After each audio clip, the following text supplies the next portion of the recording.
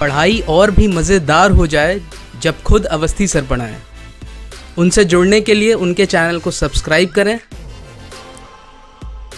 और bell icon को दबाएं उनके लेक्चर्स को सबसे पहले देखने के लिए।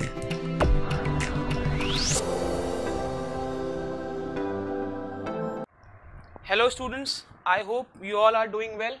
चलिए बच्चों, हम नेक्स्ट चैप्टर स्टार्ट करते हैं for ISC mathematics and today the topic of discussion is GST. GST is goods and services tax. Fine. As I always say, it is very important to understand why we are studying a particular topic. तो सबसे पहले हम देखेंगे कि what was the need of GST, why are we studying it, how are we going to study it, and by the end of the lecture आप कैसे कैसे question solve कर लोगे. तो बच्चों, सबसे पहला question, what was the need of GST? Well, GST was launched under the slogan One Nation, One Tax.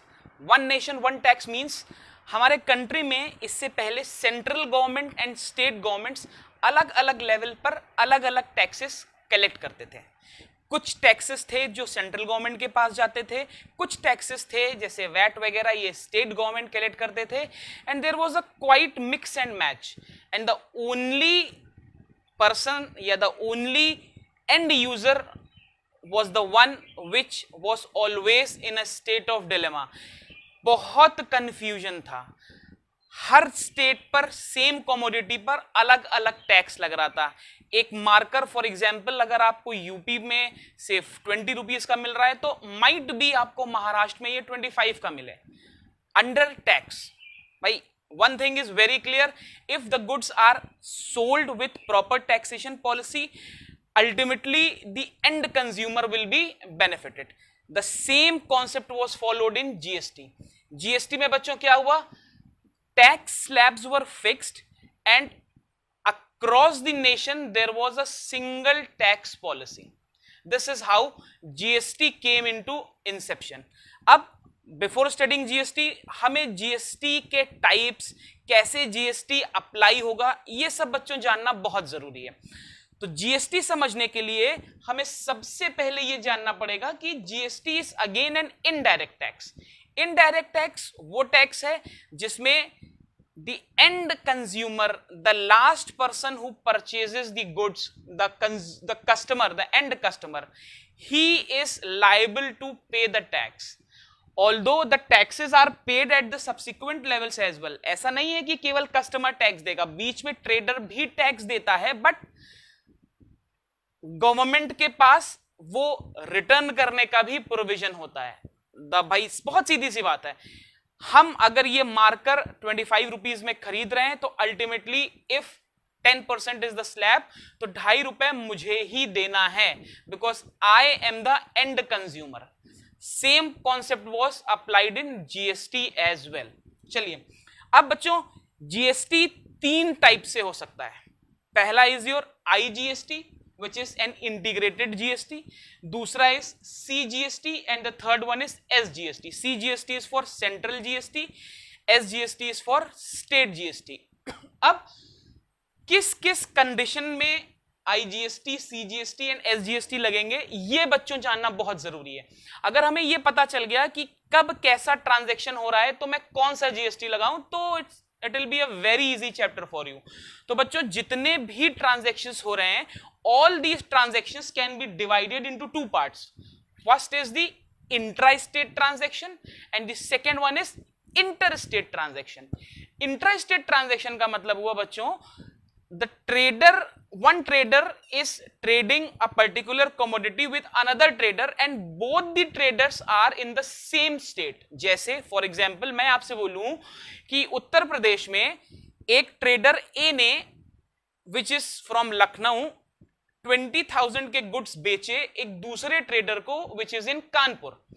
तो this is a intra state transaction. Why intra state? Because both Lucknow and Kanpur are in same state. अब बच्चों यहां पर ध्यान देने वाली बात यह है कि क्वेश्चन में आपको इंट्रा एंड इंटर नहीं दिया होगा. ये आपको समझना पड़ेगा कि आपको इंट्रा स्टेट ट्रांजैक्शन रखना है या इंटर स्टेट ट्रांजैक्शन देना है. अब जब कभी भी इंट्रा स्टेट ट्रांजैक्शन होगा, मतलब सेम स्टेट में 2 ट्रेडर्स या 2 वेंडर्स के बीच में ट्रांजैक्शन हो रहा है, तो मेरे जीएसटी के दो पार्ट्स होंगे, सीजीएसटी एंड एसजीएसटी। अब यहां पर देखेंगे, मैं मान लेता हूं कि जीएसटी 10% है, मैंने मान लिया कि जीएसटी 10% है और लखनऊ के एक ट्रेडर ने कानपुर के एक ट्रेडर को 10,000 रुपए भेजे, फाइन। अब बच्चों ध्यान देने वाली बात यह है, इंट्रा स्टेट ट्रांजैक्शन में CGST and SGST both will be applicable and both will be equal. मतलब अगर मेरा जीएसटी 10% है तो वो ऑटोमेटिकली सीजीएसटी एंड एसजीएसटी में ब्रेक हो जाएगा, ये भी बच्चों 5% होगा एंड ये भी 5% होगा। तो आप देखेंगे कि टोटल टैक्स तो अभी भी 10% है, बट उसका 5% सीजीएसटी है एंड 5% एसजीएसटी है। जैसे अगर मैं आपसे बोलूं 10,000 का 10%,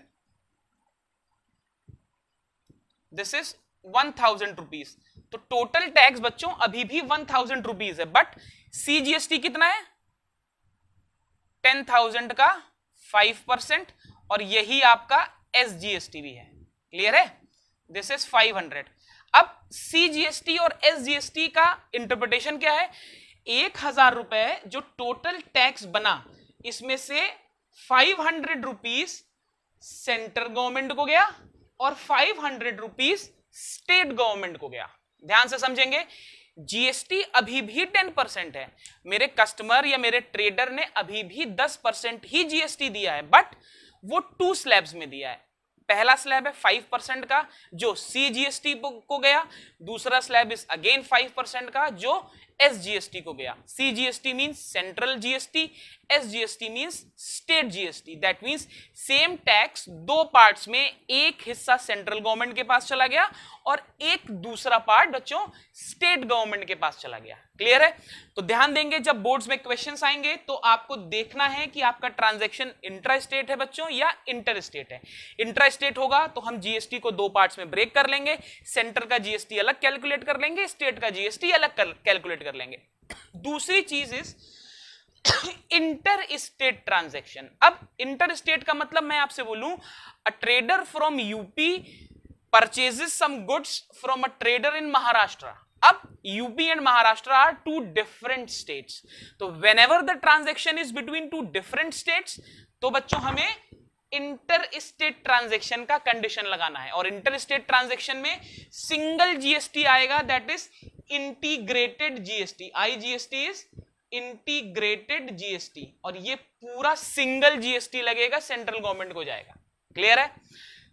तो इंटर स्टेट ट्रांजैक्शन में हमें सिर्फ आईजीएसटी लगाना है, इंट्रा स्टेट ट्रांजैक्शन में हमें सीजीएसटी एंड एसजीएसटी दोनों लगाने हैं। क्लियर है? बाकी सबसे इंपॉर्टेंट चीज, ये कुछ लोगों के लिए आसान भी हो जाती है, कुछ लोगों को डिफिकल्ट भी लगता है। इस चैप्टर में बच्चों कोई फॉर्मूला नहीं है, it all depends on your common sense. कोई सेट रूल नहीं है कि मैं आपको बता दूं कि ऐसे ऐसे ऐसे ऐसे ऐसे करना है, you will get the answer. हाँ, पैरामीटर्स इसके बाहर के नहीं हो सकते।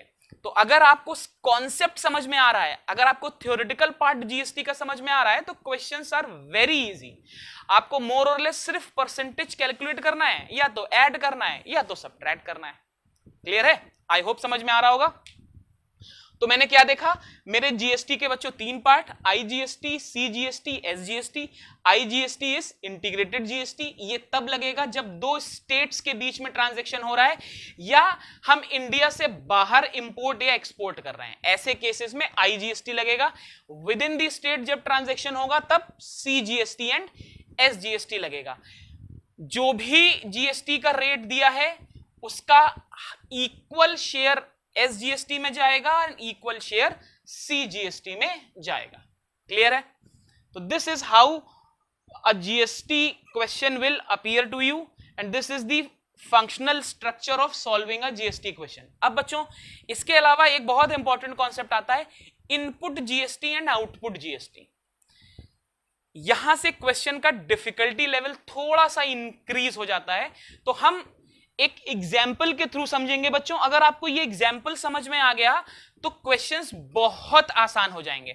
अब एग्जाम्पल समझने से पहले कुछ नॉमेनक्लेचर समझना जरूरी है।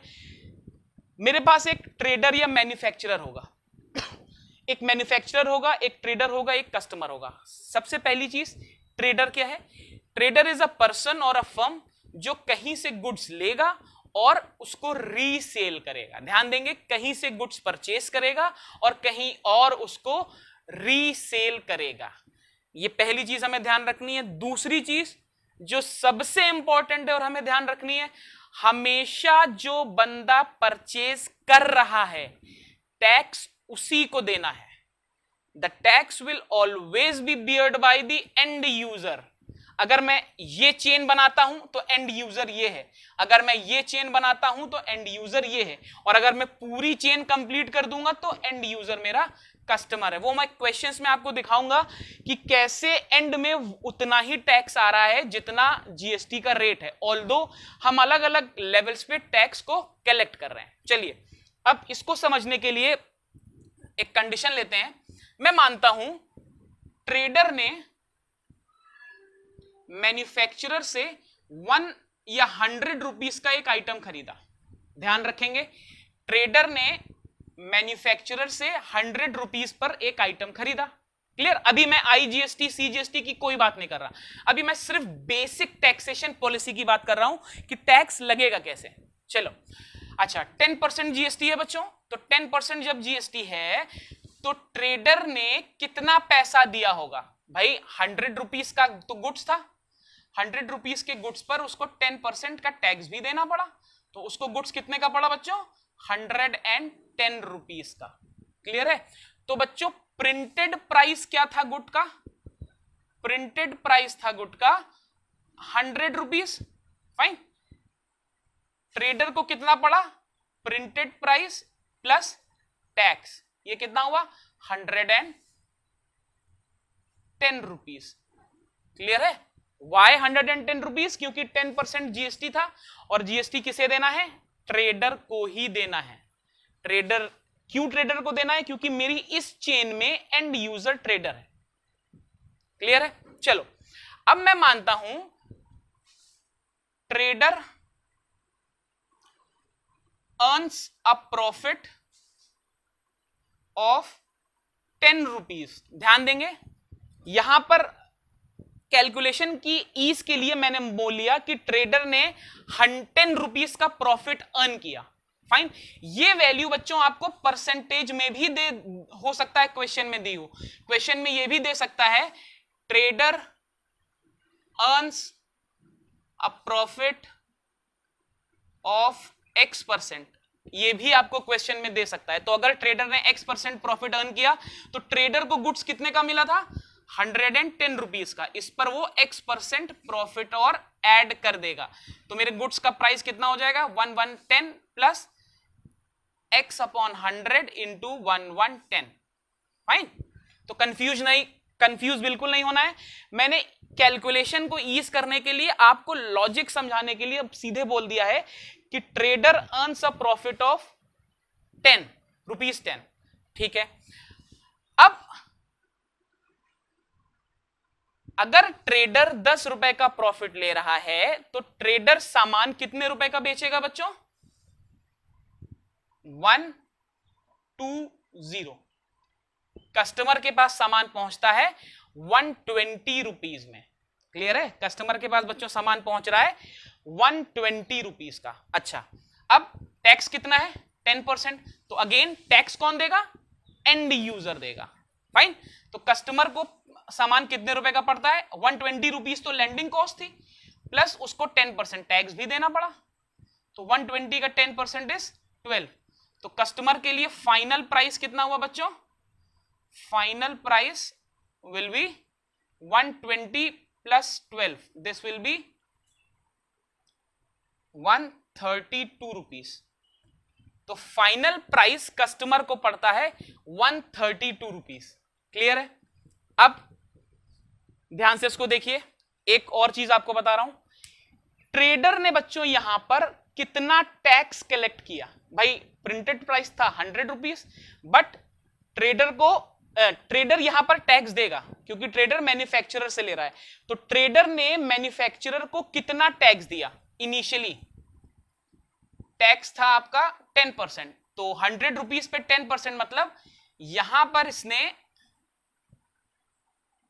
Tax given is 10 rupees.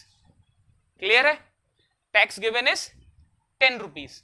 Fine, ये टैक्स कहां गया? मैन्युफैक्चरर के पास गया।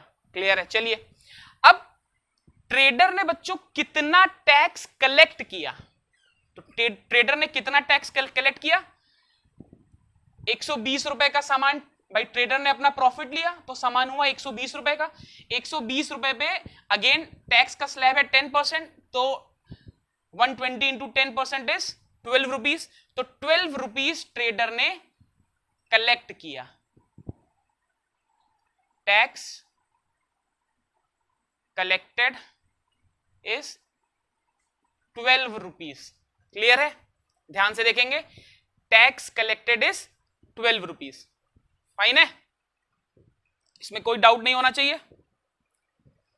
तो कोई भी ट्रेडर मैन्युफैक्चरर से जब सामान लेता है तो उसे मैन्युफैक्चरर को कुछ टैक्स देना है। That tax is called input GST. This is your input GST. वही जब आपका ट्रेडर कस्टमर को सामान सेल करता है तब वहां से कुछ टैक्स कलेक्ट करता है, तो that tax is output GST. तो दो जीएसटी है बच्चों, इनपुट जीएसटी, अभी मैं बहुत ब्रॉड सेंस में बात कर रहा हूं, मैं सी जीएसटी और एस जीएसटी की बात नहीं कर रहा हूं, मैं आपको बेसिक स्ट्रक्चर दिखाना चाहता हूं कि टैक्सेशन कैसे हो रहा है। तो ट्रेडर का जो इनपुट टैक्स है, ये वो टैक्स है जो ट्रेडर ने मैन्युफैक्चरर को दिया। तो मैन्युफैक्चरर से ट्रेडर ने कितने रुपए में, प्रिंटेड प्राइस था 100, बट ट्रेडर को कितने का पड़ा? 100 प्लस 10%, क्योंकि जीएसटी का रेट था 10%, तो 100 का 10% इज ₹10। तो ट्रेडर ने मैन्युफैक्चरर को 10 रुपीज दिया, तो ट्रेडर का इनपुट जीएसटी हुआ बच्चों 10 रुपीज। क्लियर है? अब ट्रेडर ने क्या किया? ट्रेडर ने इस अमाउंट पर प्रॉफिट ऐड किया, कितना? 10 रुपए का। तो 110 रुपए का जो उसे सामान मिला था उसको उसने 120 का बना दिया। अब उसने वो कस्टमर को सेल किया, अगेन कस्टमर भी टैक्स देगा, कितना देगा? 10%। किस पर 10% देगा? उस प्राइस पर जिस प्राइस पर कस्टमर को गुड्स पड़ रहा है, तो वो प्राइस कितना है? 120। तो 120 का बच्चों 10% विल बी 12 रुपीज। तो कस्टमर ने 12 रुपीज टैक्स दिया। किसको दिया? ट्रेडर को दिया। तो ट्रेडर ने कितना टैक्स कलेक्ट किया? ट्रेडर ने कितना टैक्स कलेक्ट किया? 12 रुपीज टैक्स कलेक्ट किया। क्लियर है? ट्रेडर ने 12 रुपीज टैक्स कलेक्ट किया। फाइन। अच्छा, कस्टमर को फाइनल आइटम कितने रुपए का पड़ा? कस्टमर का 120 रुपीज तो ट्रेडर के यहां से चला था, प्लस 120 पर 12 रुपीज कस्टमर को टैक्स और देना पड़ा, तो कितना पड़ा? 132। फाइन, क्लियर है? तो इनपुट टैक्स ट्रेडर का कितना हुआ? ₹10 जो उसने मैन्युफैक्चरर को दिया। आउटपुट टैक्स या आउटपुट जीएसटी ट्रेडर का कितना हुआ? वो अमाउंट हुआ जो ट्रेडर ने कलेक्ट किया, कहां से?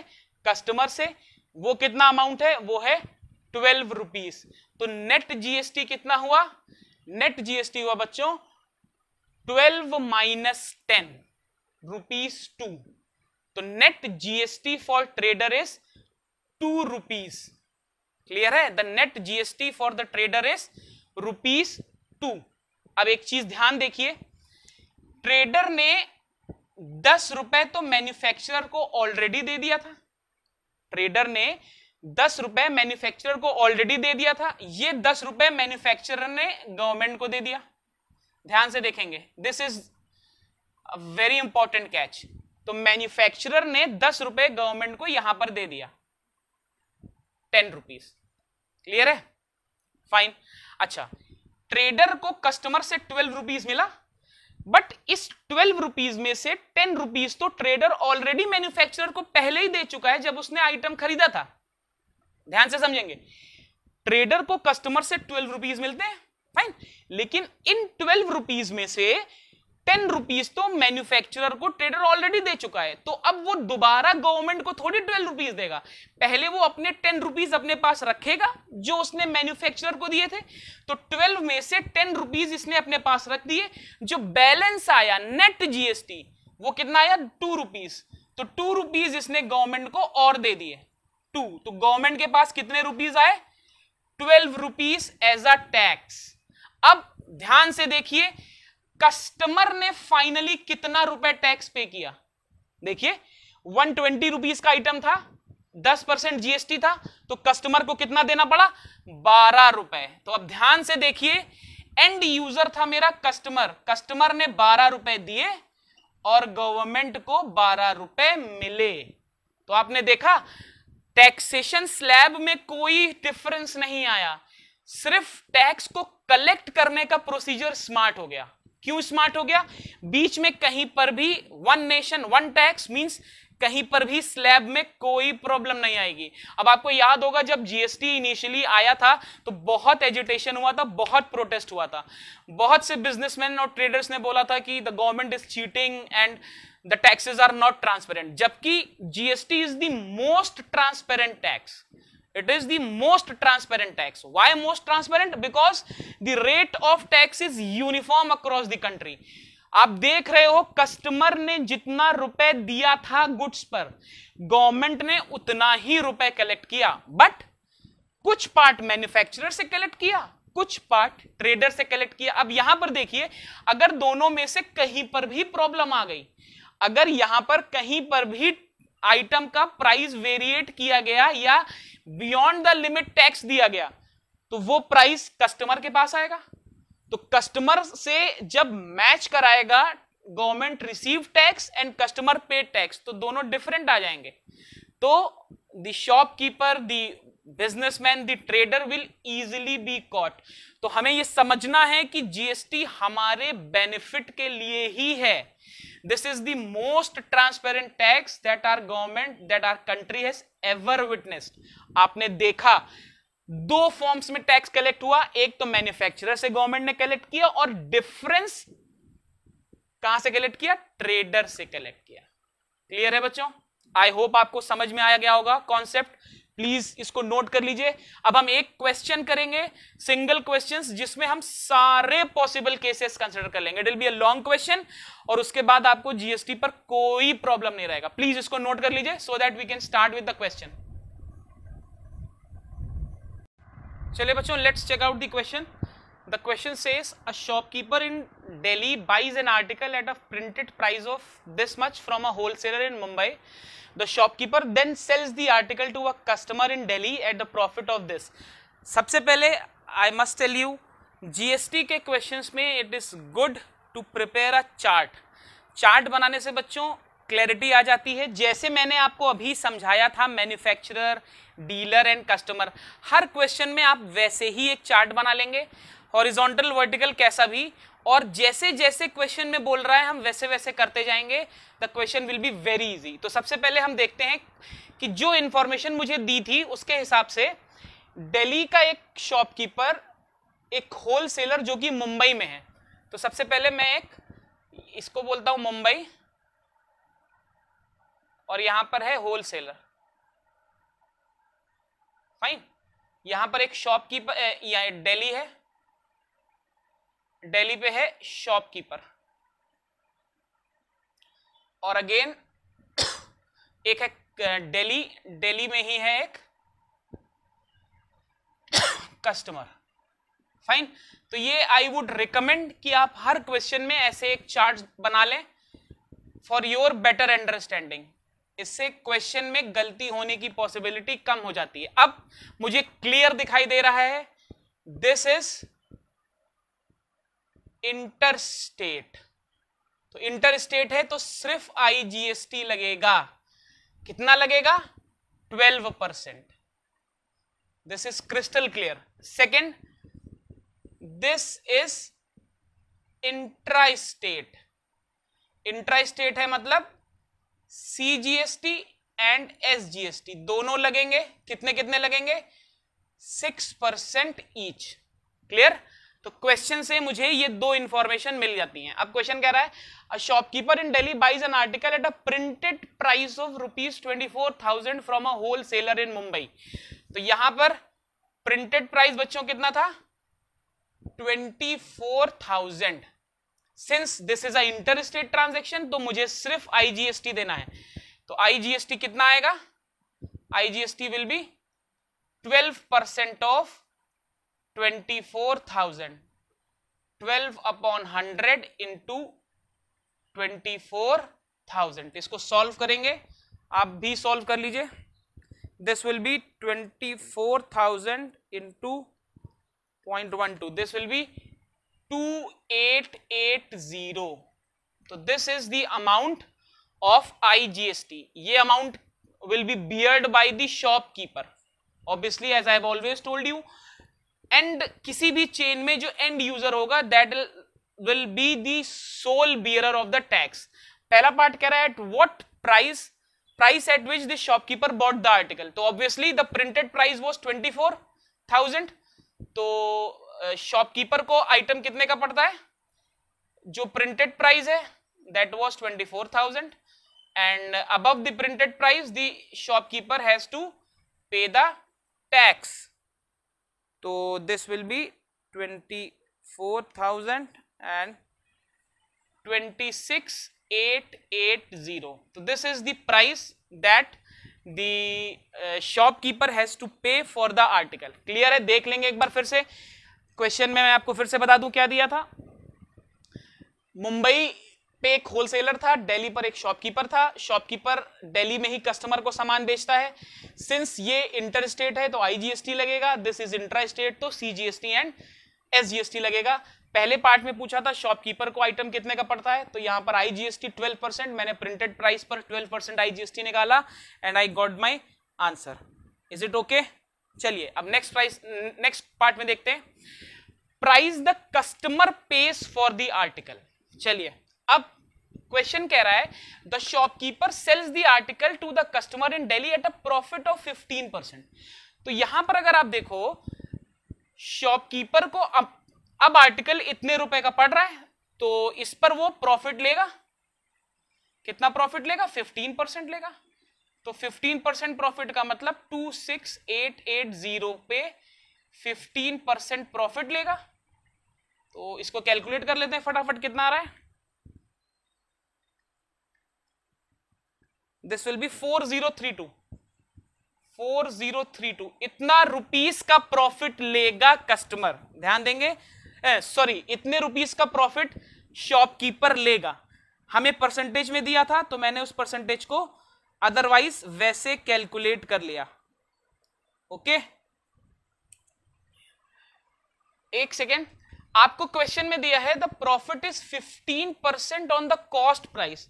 तो कॉस्ट प्राइस पर अगर प्रॉफिट है तो profit is 15% on the cost price, और कॉस्ट प्राइस आपको या प्रिंटेड प्राइस आपको दिया हुआ है 24,000। तो ध्यान रखेंगे, ये ध्यान रखेंगे कि प्रॉफिट किस पर ले रहा है। यहां पर क्वेश्चन में दिया था एट द कॉस्ट प्राइस, ये प्रिंटेड प्राइस है तो प्रिंटेड प्राइस पर आपसे प्रॉफिट पूछ रहा है। तो प्रिंटेड प्राइस वाज 24,000। क्लियर है? अच्छा एक चीज और है, टैक्स पर कभी भी ना तो डिस्काउंट लगता है ना तो टैक्स मेरा प्रॉफिटेबल होता है। ध्यान रखेंगे, यहां पर यह गलती बहुत लॉजिकल सी है, यहां पर बहुत लोग गलती कर सकते हैं। आप वैसे सोचिए, अगर आपने किसी आइटम पर 10% का डिस्काउंट दे दिया तो क्या आप डिस्काउंट देने के बाद टैक्स कैलकुलेट करोगे या डिस्काउंट देने से पहले टैक्स कैलकुलेट करोगे? भाई अगर आपने डिस्काउंट ऐड कर दिया और फिर आपने टैक्स दिया तो इसका मतलब आपने डिस्काउंट पर भी तो वो टैक्स कैलकुलेट किया है। तो ऐसा नहीं होगा। रिबेट्स, डिस्काउंट्स ये सब टैक्सेबल नहीं होते हैं। तो मुझे कॉस्ट प्राइस पर ही प्रॉफिट या रिबेट मुझे जैसा भी दिया होगा, मुझे यहां पर प्रॉफिट लिया है तो वो टैक्स पे प्रॉफिट नहीं ले सकता। तो 26,880 पर प्रॉफिट नहीं लेगा क्योंकि इस अमाउंट में तो टैक्स वाला अमाउंट भी जुड़ा है। क्लियर है? ये पैसा तो वो गवर्नमेंट को दे चुका है। भाई ये इतना अमाउंट तो शॉपकीपर ने मैन्युफैक्चरर को दिया होगा, होलसेलर को दिया होगा और होलसेलर ने गवर्नमेंट को दे दिया होगा। हमने चार्ट देखा था, तो ये नहीं इंक्लूड होगा। ध्यान रखेंगे सभी लोग, इसको कैलकुलेट कर लीजिए।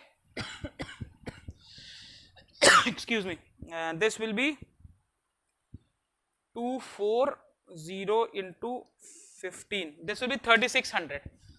तो 3600 उसने प्रॉफिट अर्न किया. तो अगर उसने 3600 प्रॉफिट अर्न किया मतलब उसने इतनी वैल्यू और ऐड कर दी.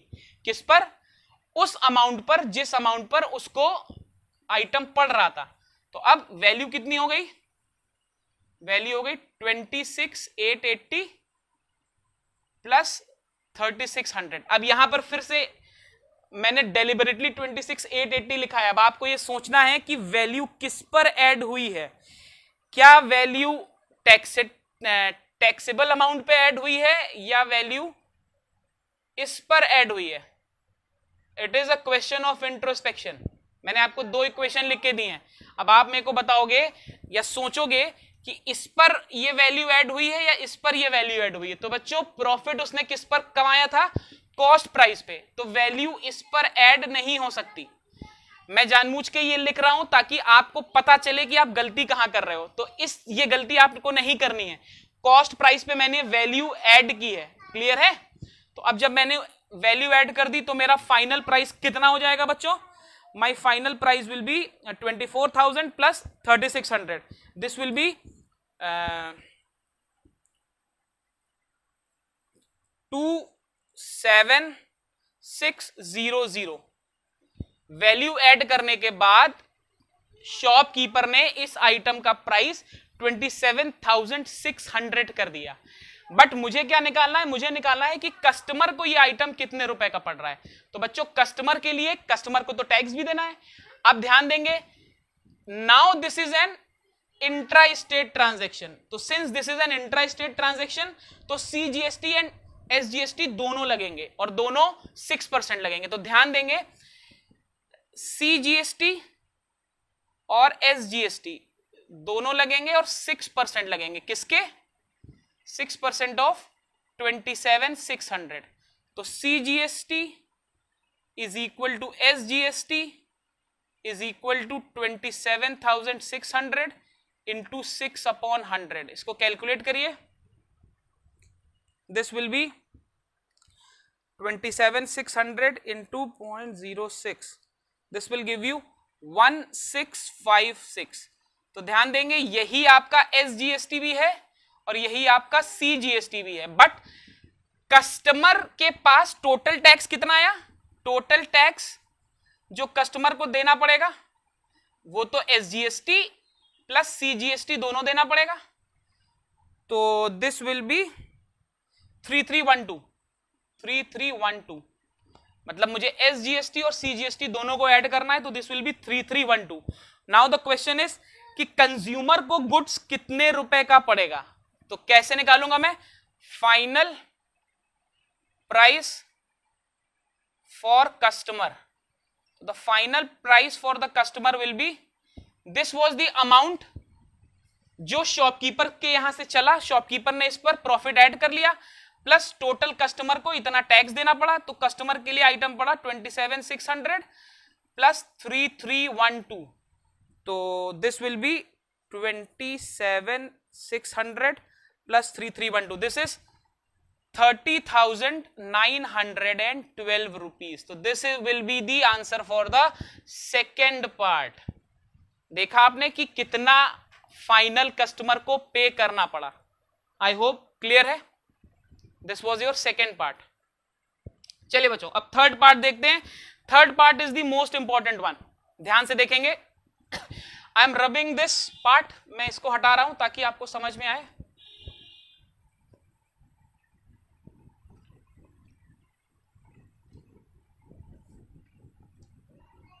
चलिए देखते हैं क्या करते हैं. फाइन.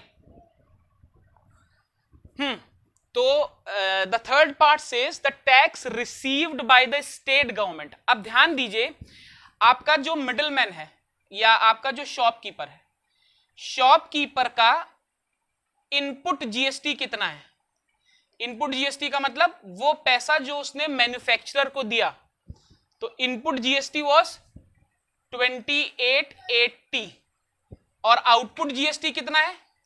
आउटपुट जीएसटी में उसने 2 टैक्स कलेक्ट किए, एसजीएसटी एंड सीजीएसटी. दोनों कितने कितने कलेक्ट किए हैं बच्चों? Both are 1656। अब आपसे क्वेश्चन में पूछ रहा है कि स्टेट गवर्नमेंट को कितना टैक्स मिला। तो देखिए, जब आपके शॉपकीपर को ये दोनों पैसे मिलते हैं तो सबसे पहले वो आईजीएसटी जो ऑलरेडी पे कर चुका है वो अपने पास रखेगा। तो सबसे पहले क्या करेगा, 2880 में से 1656 इतना तो उसे डिडक्ट ही करना चाहिए, क्योंकि ये सेंट्रल गवर्नमेंट वाला पार्ट है, ये ऑलरेडी मैन्युफैक्चरर को दे चुका है और मैन्युफैक्चरर से गवर्नमेंट के पास पहुंच चुका होगा। तो शॉपकीपर इतना पैसा तो ऑलरेडी सेंट्रल गवर्नमेंट के नाम पर दे चुका है और सेंट्रल गवर्नमेंट के नाम पर उसे रिसीव कितना हुआ, 1656। तो पहले उसको डिडक्ट करेगा। तो डिडक्ट करने पे कितना आ रहा है, 10 में से 6 गया 4, 7 में से 5 गया 2 एंड 8 में से 6 गया 424। क्लियर है? तो 424 रुपीज, इतना रुपीज तो ये अभी भी डेफिसिट पर है। ध्यान देखेंगे, ध्यान से देखेंगे ये कैसे हो रहा है भाई। 2880 में से सॉरी यहां पे 2880 minus 1656, 2880 minus 1656, this will be 1224, this will be sorry 1224। तो 1224 तो ये अभी भी डेफिसिट है भाई। इतना पैसा उसने सेंट्रल गवर्नमेंट को ऑलरेडी भेज चुका है थ्रू होलसेलर, और सेंट्रल गवर्नमेंट के नाम पर उसने इतना ही पैसा अभी रिसीव किया। तो पहले इसको माइनस करेंगे, तो इसको माइनस करने के बाद ये अमाउंट आया, इतना तो ये अभी भी डेफिसिट पे है। अब क्वेश्चन ये है कि ये स्टेट गवर्नमेंट को कितना पैसा दे रहा है। तो स्टेट गवर्नमेंट के नाम पर इसने कितना पैसा रिसीव किया, 1656, बट इतना तो अभी भी ये डेफिसिट पे है। तो 1656 जब इसको मिला तो उसमें से पहले वो इतना पैसा तो अपने पॉकेट में रखेगा, क्योंकि ये तो वो ऑलरेडी होलसेलर को दे चुका है। मैंने आपको बताया भी था कि डबल टैक्सेशन नहीं हो सकता। ऐसा नहीं है कि 2 बार टैक्स पे करेंगे, टैक्स तो एक ही बार पे करना है। गवर्नमेंट 2 बार थोड़ा टैक्स ले सकता है। तो गवर्नमेंट 2880 रुपीज तो ऑलरेडी ले चुका है, शॉपकीपर ने इतना अलग अलग पैसा रिसीव किया। तो इसमें से पहले इसने 1656 डिड्यूस किया जो सेंट्रल गवर्नमेंट को जा चुका है, अभी भी उसके पास इतना डेफिसिट है।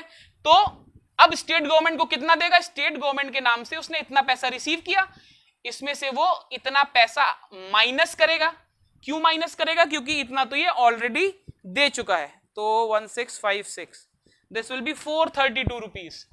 तो 432 रुपीज वो स्टेट गवर्नमेंट को देगा। This will be your answer for the third part. Clear है?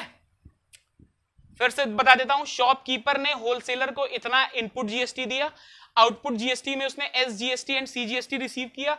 सबसे पहले उसने सीजीएसटी को माइनस किया, अभी भी इतना डेफिसिट है। तो स्टेट गवर्नमेंट से जो पैसा मिला था उसने अपना टैक्स जो ऑलरेडी पे कर चुका है वो अपने पॉकेट में रखा, जो रिमेनिंग टैक्स था वो उसने स्टेट गवर्नमेंट को दे दिया। क्लियर है बच्चों? फाइन। चलिए लास्ट पार्ट में क्या कह रहा है, what is the tax received by the central government. Okay, अब एक चीज देखिए, टोटल टैक्स कितना बनता है, this much. Fine, this is the total taxable amount. अब क्वेश्चन ये है कि स्टेट गवर्नमेंट को कितना गया। तो भैया सेंट्रल गवर्नमेंट को कितना गया, तो स्टेट गवर्नमेंट को कितना गया है 432। टोटल टैक्स कितना बन रहा है, टोटल टैक्स बन रहा है बच्चों 3312। इसमें से स्टेट को कितना जा चुका 432, तो सेंट्रल को कितना जाना चाहिए, this much amount should go to the central government as tax. Clear है? आई होप समझ में आ गया होगा। It was a very good question, very good question. Fine. अब एक चीज जरा देखिए, ध्यान से देखेंगे, final price for the customer was 3912। Clear है? This was the final price for the customer 3912। अगर मैं इसका 12% निकालूं, अगर मैं इसका 12% निकालूं, this was the final price. हाँ, तो this was the CGST the taxable amount, this was the final price for the customer.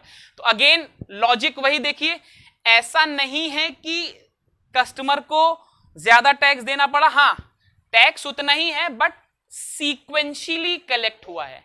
Central एक पॉइंट से ना कलेक्ट होकर कुछ टैक्स आपका स्टेट गवर्नमेंट से गया है, कुछ टैक्स आपका सेंट्रल गवर्नमेंट से गया है। क्लियर है? ये दिस इज इंपॉर्टेंट पॉइंट, आपको देखना पड़ेगा। This question covered all the possibilities, इसके अलावा और कोई कंडीशन नहीं बनता। All the conditions have been covered in this part. Okay, all the conditions have been covered, तो आपको ये ध्यान रखना पड़ेगा।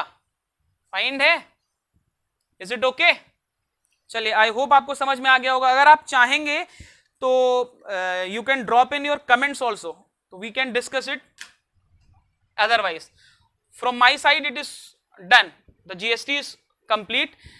मैंने क्वेश्चन ही ऐसा लिया था। This question was again an unsolved question from ML Agarwal. If you want me to solve more questions, drop in a comment. I'll definitely love to do it. Fine. Till then, stay safe, stay tuned, steady hard, and please don't forget to subscribe the channel. Thank you.